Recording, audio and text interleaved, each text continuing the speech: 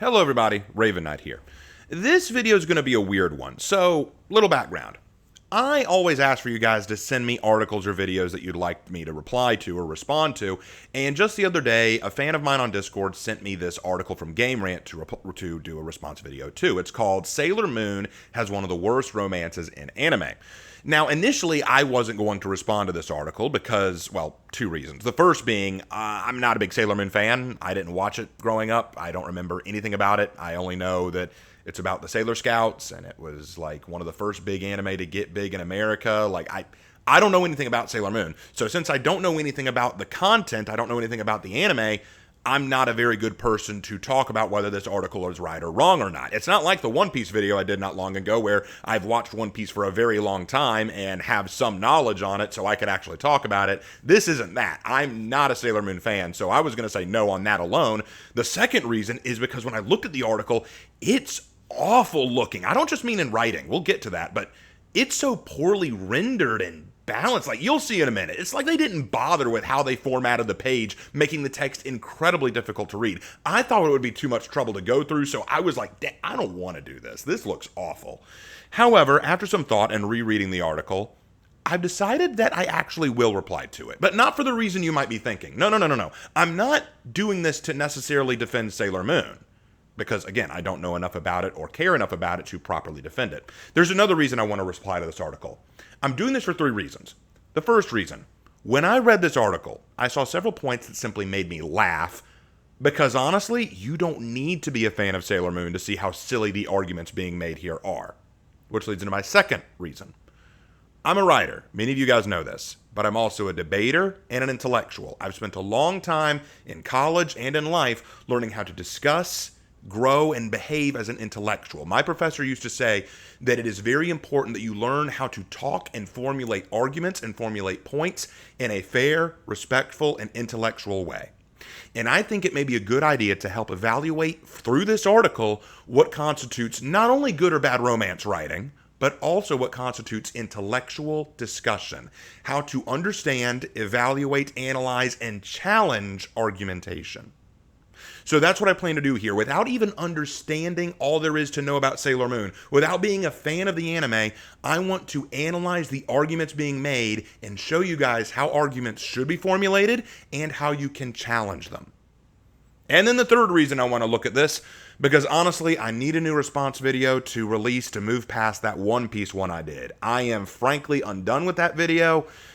Look, I like One Piece, but it's videos like that one which make me regret being an anime fan. Like, I regret making that video now. It's successful, and I'm glad for that, but I regret making that video. But I digress. Let's move past it. All right, let's go ahead and change up my avatar. Hannah drew a really nice magical girl Claire image sometime in the past. We'll use that. There we go. All right, let's read this article. Let's jump into it. Sailor Moon has one of the worst romances in anime. Sailor Moon is renowned for being a pioneer of the magical girl anime genre, featuring iconic transformation sequences, a memorable theme song, and showcasing the power of love and friendship. Usagi Tsukino, better known as Sailor Moon, and Mamoru Chiba, known as Tuxedo Mask, form the central romantic pairing in the series. Despite being iconic, the romance between Usagi and Mamoru has been a source of criticism for many years. Much of the criticism focuses on aspects such as the slow development of their romance, the age difference between Usagi and Mamoru, and the recurring theme of Mamoru being brainwashed or manipulated. Mamoru thinks Usagi is immature. Okay, time out. Before we read this, see that? Do you see this? This is what I was talking about, guys. Look how puny that text is. How are audiences supposed to even read that? Imagine if you were reading this on a phone, for Pete's sake. That's ridiculous. But all right, let's actually read it. At the beginning of the Sailor Moon series, Usagi is a 14-year-old junior high student, while Mamoru is a 17-year-old college student. Mamoru perceives Usagi as immature due to the differences in their life stages. Mamoru's perception of Usagi as immature can be rooted in the distinction between their different stages of life. While the age difference itself might not be considered that big, the contrast in their experiences and responsibilities at these formative stages of life creates a noticeable divide. Some fans have expressed discomfort with this age-related distinction, as it can contribute to a power dynamic dynamic. As the series progresses, both characters undergo growth, and the nuanced exploration of their relationship allows for more balanced and supportive dynamic to emerge. However, the age-related tension remains a point of contention among some fans. Okay, so, before we break this down, let's talk about this first bit, the age difference thing. 17 and 14, that is a 3-year age difference. I personally don't see the problem with that. Like, are we really going to go nuts because of a 3-year age difference between the two? I mean, my parents are 5 years apart. Scandalous! Now, but let's take a moment to analyze the awful writing here. Like, as a writer, as a teacher, this is abysmal. I don't just mean in the production. I mean in terms of writing. Look at the second and third sentences of this. Look at this. Okay, sentence number 2. Mamoru perceives Usagi as immature due to the difference in their life stages. Okay? Sentence 3. Mamoru's perception of Usagi as immature can be rooted in the distinctions between their different stages of life. Did you notice the problem with these two sentences? Did you see it? Did you see the issue? Here, I'll read them again. Pay close attention. Mamoru perceives Usagi as immature due to the differences in their life stages, and Mamoru's perception of Usagi as immature can be rooted in the distinctions between their different stages of life. Now do you see the issue? You should. These sentences are exactly the same, just worded differently. They both say the exact same thing, that Mamoru sees Usagi as immature because they're both at different stages of life. That's what they're both saying. Reread them as many times as you like to see what I'm talking about. These two sentences say the exact same thing. As a high school teacher, I expect this kind of thing from high school students who have an essay to write and it has like a word or line limit and they're trying to bullshit their way through. I expect this from high school students. Come on. Why are we doing this here? This is awful. This is actually awful. I have no respect for this. This was awfully done. But now let's actually discuss the issues being raised. Let's actually get into this. So before we jump into the arguments being raised, let me discuss with you how criticism and arguments should be formulated. Okay. Keep in mind, I want you guys to keep in mind the title of this article. Sailor Moon has one of the worst romances in anime. Now, typically in a debate or an argumentation, you have to do 3 things. First, you must provide a claim. Okay, that's the first thing. You provide a claim. Second, you provide data or evidence to support that claim. And finally, you provide a warrant or a rationale as to why this evidence you gave supports the claim.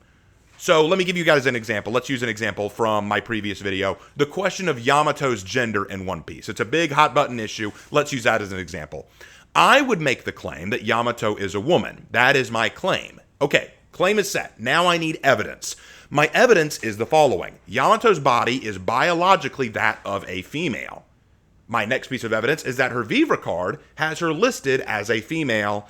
And my third piece of evidence is that Oda featured Yamato in art where he was only showcasing female characters. That is my evidence. Now I have my claim and my evidence. I need to explain why this evidence suits the claim. Well, because biological sex has historically mattered when determining gender.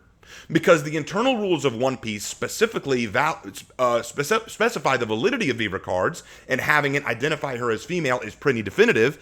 And finally, Oda, being the creator, would know better than anyone else where to feature her in terms of his art, and thus, if he puts her with the other female characters, that seems pretty clear where he sees her. Do you see how that works? Do you see how that works? Do you see how I made a claim, presented evidence, and connected the evidence to the claim? Now, before anyone starts screaming at me and calling me a bigot, as y'all want to do, you're calling me insensitive and hateful, keep in mind that you can do this just as easily. I'll show you how. Your claim would be, Yamato is a man. Now, present your evidence.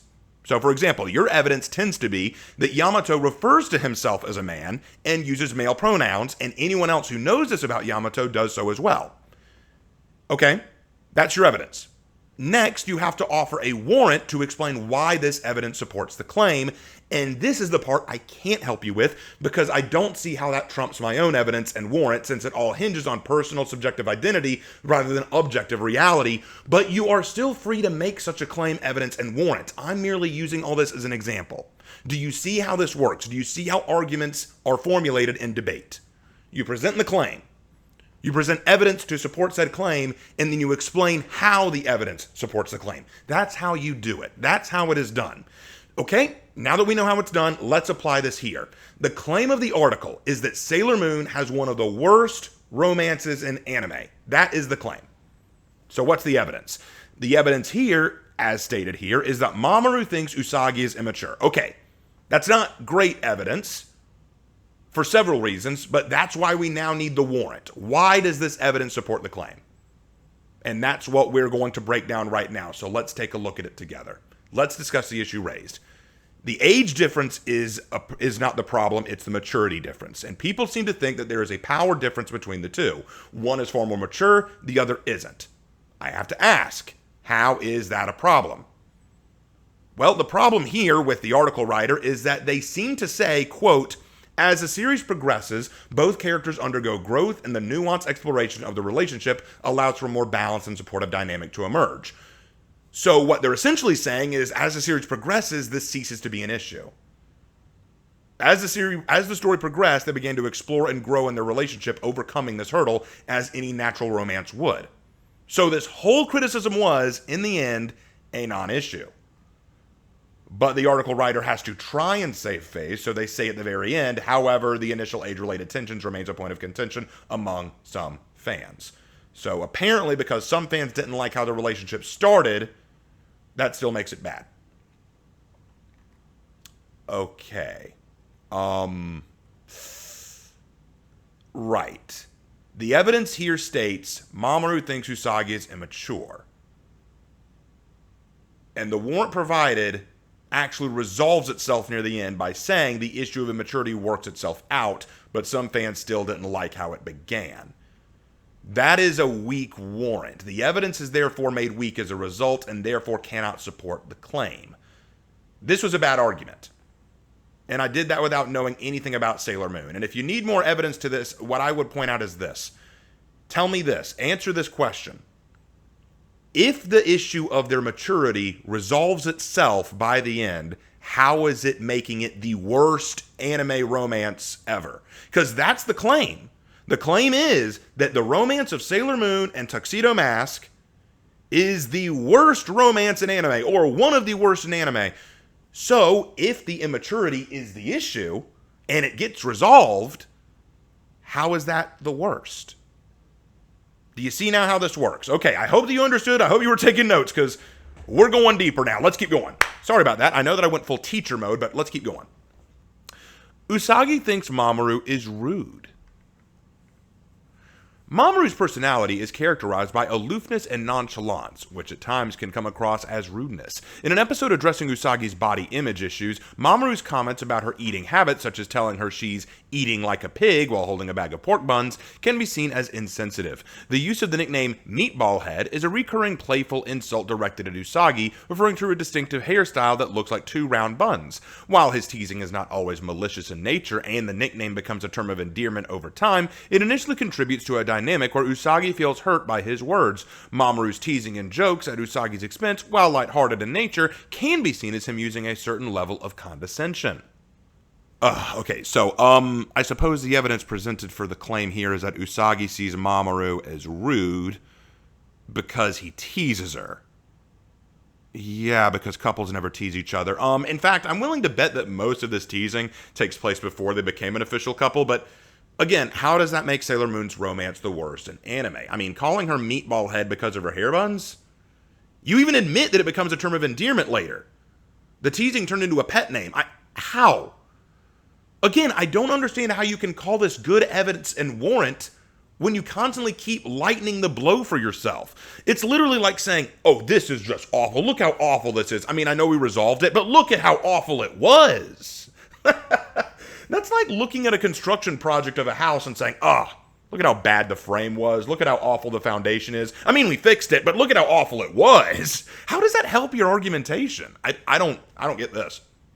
Trying to make Usagi a damsel in distress.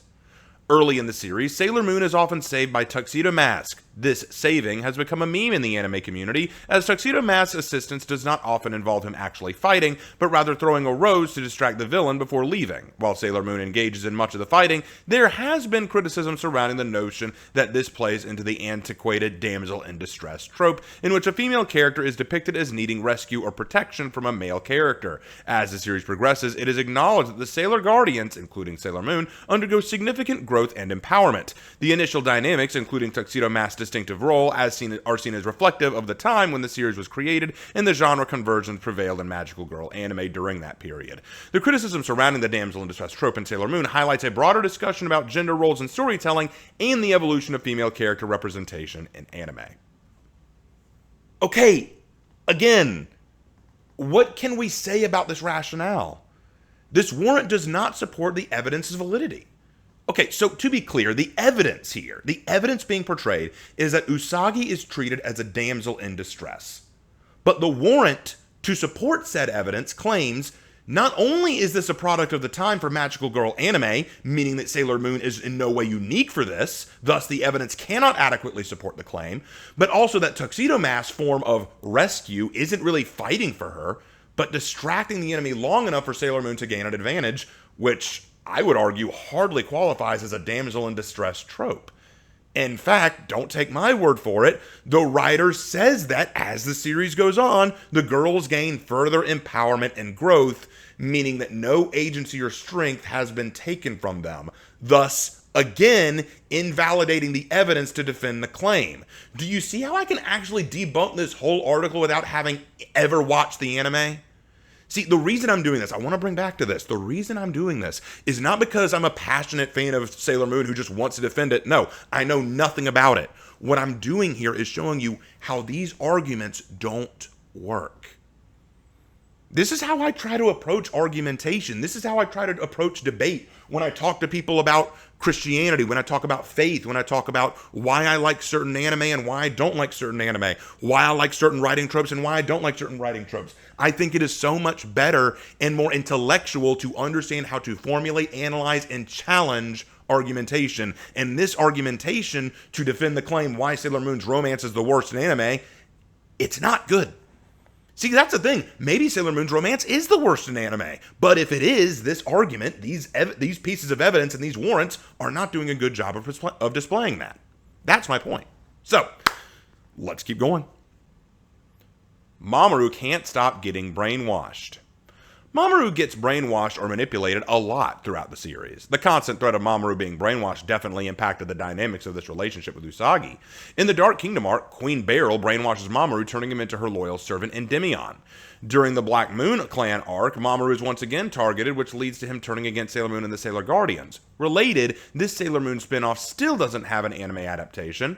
Death Phantom, the ultimate antagonist of the Black Moon clan arc, manipulates Mamoru in the future, which leads to him becoming Black Lady. Mamoru is manipulated by Wise Man, and he transforms into Prince Demande.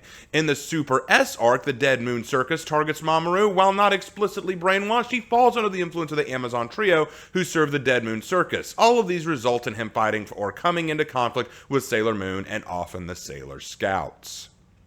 Okay, this honestly was a bit better.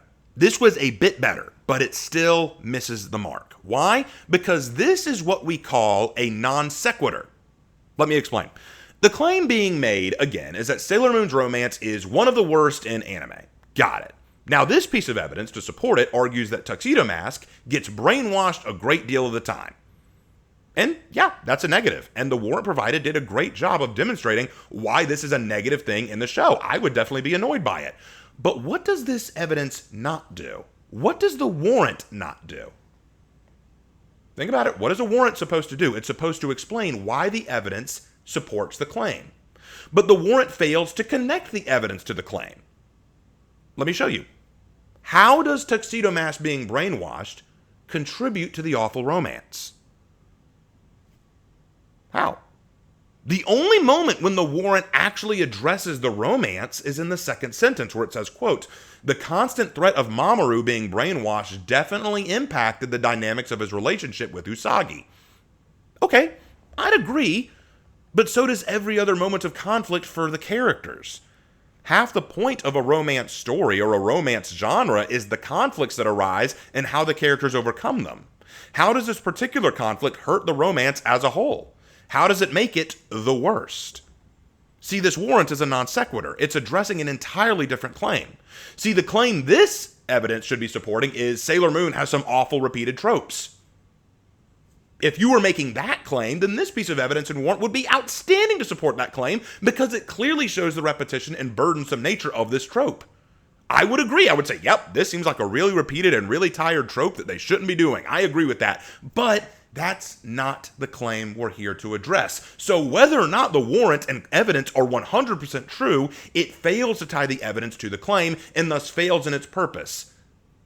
Now, with that said, I will admit, I hate repeated tropes and that amount to nothing, so I won't harp too hard on this one. I'll just move on. Let's keep going. Lack of chemistry and communication. One of the biggest criticisms about the relationship between Usagi and Mamoru is that there is a clear lack of communication and chemistry between the two. While many relationships are never fully fleshed out, the ones that seem to develop at an extremely slow pace. Because Sailor Moon is episodic in nature, many episodes often are about standalone adventures and battles against different villains. This format, while contributing to the series' charm, doesn't always allow for extensive character development or relationship building. Additionally, the series places significant emphasis on the friendship and the relationships among the Sailor Sensei. While this teamwork is central to the show's themes, it makes it harder to make episodes just focus on personal interactions between Usagi and Mamoru. Okay, at last, we have a proper form of evidence and warrant. Finally, we got there. The evidence here is that Usagi and Mamoru don't have any communication and chemistry. And that is some damning evidence. And the warrant displayed why this connects to the claim well. It reveals that the episodic nature of the show, as well as the show's desire to focus on the friendship of the Sailor Scouts, was far more of a priority than the romance. That is an excellent example of claim, evidence, and warrant. Well done. Excellent. Now, it's time to show you how you properly counter it without knowing anything about the subject matter. You ready? Here's how you do it. You take a page out of Phoenix Wright from Ace Attorney. You find the contradictions. Roxy, my dear article writer, do you remember your first and second pieces of evidence that you gave in this article? Do you remember what you said in those two instances? I shall remind you. In your first piece of evidence, you warranted the following. Quote, as the series progresses, both characters undergo growth, and the nuanced exploration of the relationship allows for a more balanced and supportive dynamic to emerge. Those were your words from your first piece of evidence. And in your second piece of evidence, you stated, again, quote, while his teasing is not always malicious in nature and the nickname becomes a term of endearment over time, it initially contributes to a dynamic where Usagi feels hurt by his words. Now, what do these two statements reveal, Roxy? I'll tell you what they reveal. That over the course of the story, the relationship between Usagi and Mamoru grows, evolves, and is explored, meaning that the romance is addressed and that there is some degree of chemistry. The amount is up for debate, certainly, and without having watched the show, I can't say how much, but this clearly demonstrates it exists, and that is a contradiction to your evidence. With that said, I don't know enough about the show to further elaborate on this, so on that, I will have to concede some. All I can say here is that your own previous points contradict this one. So, which is accurate and which isn't? I leave this question for my audience to decide because I'm sure there are people in my audience who are far more familiar with Sailor Moon and would be able to address this far more accurately than myself. But again, my goal with responding to this is not necessarily to properly defend Sailor Moon. It is to address how the arguments are structured, how they are portrayed, and how to address them. So, that's what I've been trying to do. All right, let's keep going. Story arcs and external challenges. Story arcs often revolve around the introduction of new villains and conflicts, requiring attention to developing and resolving these plot lines. This focus on external challenges can overshadow the portrayal of character relationships, including the central romance. Fragmented interactions. The episodic structure contributes to less frequent and more fragmented interactions between Usagi and Mamoru. While the need to balance and standalone adventures and overarching story arcs, the continuous development of their romantic relationship can be affected. Okay, this is repeating the previous evidence in a different way. The previous evidence that you had stated that there is no chemistry, and you supported this by saying that the episodic nature and priorities of the show aren't conducive to a good romance. That's what your previous piece of evidence and warrant said. This one says the external factors beyond the romance affect the romance. So essentially kind of the same thing. And honestly, I don't see how this evidence and warrants are useful when I can think of various good romances that aren't the primary focus of the show. For example, Spy X Family, I would argue, has an outstanding romantic story going between Lloyd and Yor. Their romance is hardly the focus of the show, though. The show is not episodic, and granted the show is not episodic, but the show isn't about their romance. There are whole arcs and story threads about Anya and her life as a schoolgirl, about Lloyd and his spy work, and about Yor trying to be a mother while balancing her assassination work, all the while hiding their dual lives from each other. Yet, there are clear romantic moments between the two that feel natural, enjoyable, and show the two growing closer together through nuanced, creative, and even subtle ways. The show's primary focus does not take away from the enjoyable nature of the romance. So if your evidence is that because a show's primary focus is not on the romance, it negatively affects the romance, I'm sorry, that's not adequate evidence, as we can see clear evidence to the contrary. While Usagi Tsukino and Mamoru Chiba do end up being together, culminating with the defeat of the final antagonist, Sailor Galaxia, and the restoration of peace, the reunion symbolizes a happy ever after for the central romantic couple of the series. Usagi and Mamoru's love contributes to the ultimate victory of the Sailor Guardians, emphasizing the enduring power of love, friendship, and the indomitable spirit that enables them to overcome the challenges they face throughout the series. However, despite the restored peace, there are lingering issues in the relationship between Sailor Moon and Tuxedo Mask. Sailor Moon is available for streaming on Prime Video. More Sailor Moon, Sailor Scout's powers, explained. And this conclusion has to be the worst I've heard in a long time. Did y'all catch all that? Did you catch all that? Reread that to yourselves and tell me if you caught it. Pause the video to reread it if you have to. The first portion of the paragraph only serves to emphasize the importance and symbolism of their romance and how it is all relevant to the themes of the show. Only in the final sentence of the closer does it meekly claim, but it's still not good, it's got issues. This is horrible argumentation. In your conclusion, you need to be hammering crap home. I told my students this when you're writing essays. Start with a thesis statement, your initial claim. And the claim of this article was, Sailor Moon has the worst romance in anime. Or at least one of the worst, right? And you should end with your thesis statement. Because by the time you get to the end, everyone should have read your essay and gone, yep, agreed with that statement wholeheartedly. You did a good job in this essay explaining yourself, providing evidence, warranting the evidence to the claim. So now when you restate the claim, even if I don't agree with it, I still see where you are coming from. But this doesn't end on that. It ends with a very meek, very, very timid, it's still got issues. It's still got problems. I'm sorry. Issues and problems do not the worst romance in anime make. I can think of some with far worse romances off the top of my head that I could defend with evidence. Rising of the Shield Hero has awful romance. Naofumi and Raphtalia's romance, what little there is terribly done. No chemistry whatsoever, and you could argue, oh, but it's not the point of the show. I agree, it's not the point of the show, nor do they try to make it the point of the show, even when they try to make it a point of the show. It's so off-putting, it actually hurts. Naruto, I would argue some of the romantic bits in Naruto are some of the worst I've seen in shonen. Again, not the point, but anytime that the writer tries to tackle romance, I think he does a shite job of it. Like, it's so weird. Some of the romantic angles that it takes, I can't even wrap my mind around. And then probably the worst one of all, Diabolic Lovers. I would argue that Diabolic Lovers has some... Look, I hesitate to use the word toxic. I hesitate to use that word because so many people throw that word around and they don't know what it means. But with Diabolic Lovers, I would say it takes toxicity to an extreme that even I can't overlook it. Even I can't wave that one aside. It is disgustingly bad. Now, again, I will restate, I didn't watch much Sailor Moon growing up. If I watched it at all, I don't remember anything about it other than it's about these girls who turn into magical girls. There are two cats. There's a guy named Tuxedo Mask. It's girly nonsense. I didn't get into it. Magical shoujo girls aren't really my thing. It's not what I was into when I got into anime. But, with that said, as I said many times now, I'm not looking at this article because I want to defend Sailor Moon because it's a favorite anime. I'm looking at it because I believe that it is necessary in this day and age to understand how to properly formulate your views, your claims, evidence, and warranting of the evidence to the claim. Quite often, what happens is I will make a video where I make a claim or an argument, and people will come at me with very weak accusations, insults, whatever. But they are not willing to engage in discourse and discussion.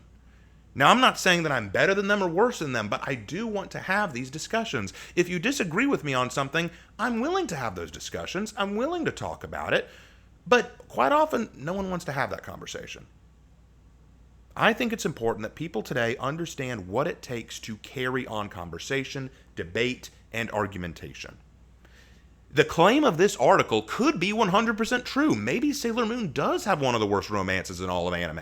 I don't know. I haven't watched it. But based on this article alone and the way it argued its case, I have to disagree. I don't believe it. I don't see the evidence. If someone out there thinks, no, they're right, Sailor Moon does have one of the worst romances, please, in the comment section, show me your evidence and warrant it to the evidence how it supports the claim. I want to hear it. If not, and you are a fan of Sailor Moon and you do actually think it's a decent romance, explain in the comments section. Why is it decent? Or why is it subpar? Why is it great? Why is it horrible? I want to hear people who are willing to actually put forth their claim, their evidence, and explain the evidence. Love to hear it from you guys. But that's going to do it for this video. Hope you all enjoyed, and I will see you in my next video. Take care.